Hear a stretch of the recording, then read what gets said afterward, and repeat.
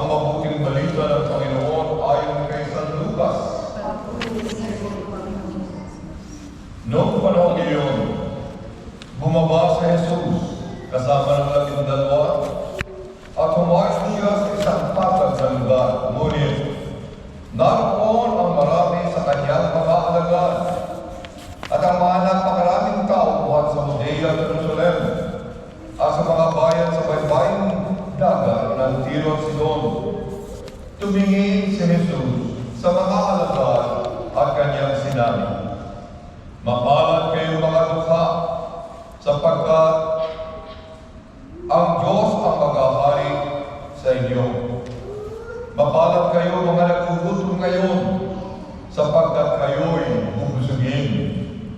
Mapalad kayo mga tumatangis ngayon, sapagkat kayo'y magagalak. Mapalad kayo kung dahil sa anak ng tao kayo'y pinapuputan, ipinagtatabuyan, at inaalimura ng mga tao, at pati ang inyong pangalan ay kinasusuklaman. Magalak kayo at tumuksok sa tuwa kung ito'y mangyari, sapagkat malaki ang inyong nagtimpala sa langit."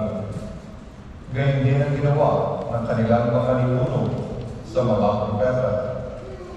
Ngunit sa Ama ninyong mayayaman ngayon, sapagkat nagtamasa na kayo ng kaginhawaan. Sa Ama ninyong mga busog ngayon, sapagkat kayo'y magugutom. Sa Ama ninyong nagsisitawa ngayon, sapagkat kayo'y magdadalamhati at magsisitangis.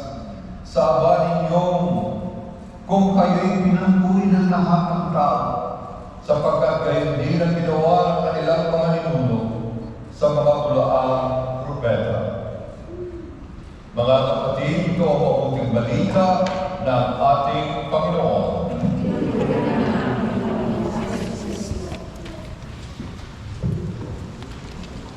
Mga kapatid, itong narinig natin Ebanghelyo ngayon, kung sa Ingles yung sinasabi natin Beatitudes.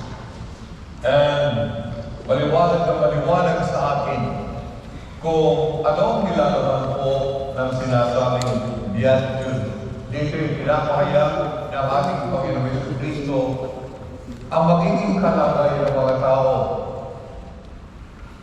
At ang intensyon ng Ebanghelyo ay upang tayo ay magkaroon ng puso para sa mahihirap, para sa mga nangangailangan, para magkaroon tayo ng awa para sa mga taong tunay na kinakatos sa buhay. Mga kapatid, ang Ebanghelyo ay manggaganap lang sa atin. May isang buhay natin ang Beatitudes.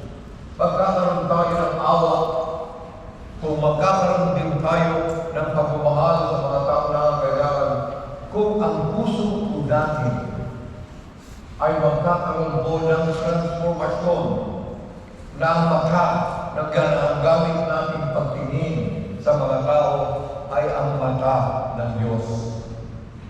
One of the ultimate purposes of faith formation or transformation of our heart is that we may find the grace to be converted into the perspective of God, so that we may be able to see things, events in our life in accordance with the eyes of God.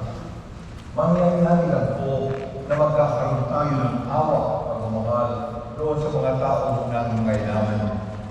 Kaya nga, ang niyahangan ng Ebanghelyo sa atin ngayon ay matuto tayo magpakumbaba.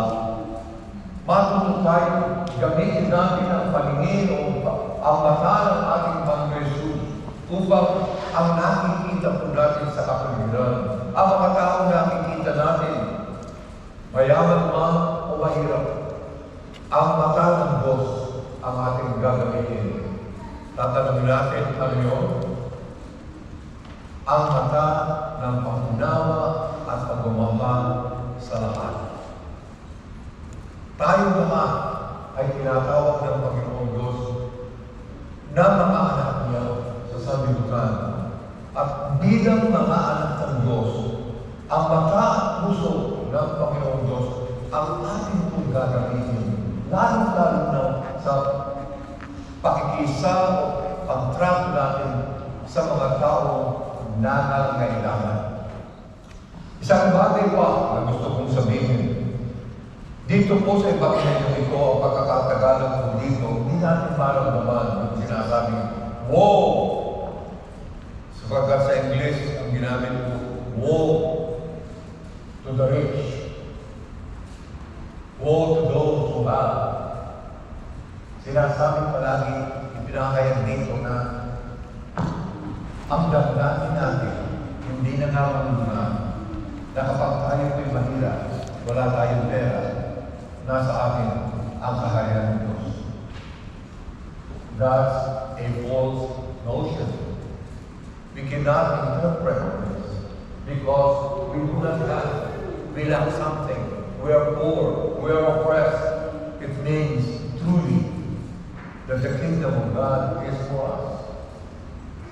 Kalimitan po tayo bilang mahihirap ng atin. Kung ang ating pong damdamin at kaisipan ay para lamang magkapera, sana rin po ito. Kung wala rin ang Diyos sa ating buhay, kung wala rin ang salita ng Diyos sa ating pamumuhay, ang kaya ng Diyos ay malayo rin po sa atin. Kahit po tayo ay mga tao na tawag na mahihirap. Dito ay pinapakaya sa atin ang Panginoon. Tunay na kahit tayong mahihirap, ay magkaroon din ang pagbabago ng kaisipan. Na sana'y magamit din natin ang mata ng Diyos sa pagtingin sa ating kalagayan, sa pagtingin sa mga tao ating nakakasalubungan, at sa mga kalagayan ng buhay natin.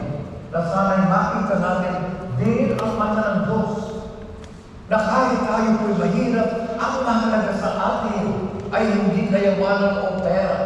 Ang mahalaga sa atin ay ang paghahari ng Diyos sa ating pamumuhay. At kung paghahari ng Diyos ay nakikita at nagaganap, ito ang unang matutupad sa ating pamumuhay. My dear brothers and sisters, ang lingkong ito ay pinagpupugatan ng maraming mga bagay na hindi umaunawaan. This sounds always startling, especially for those who are rich, especially for those who have, especially for those who are rejoicing now. The gospel is simply asking us that we must change our perspective in looking at things and embrace the perspective of God, whether we're rich or poor, to look at things in a way God sees them.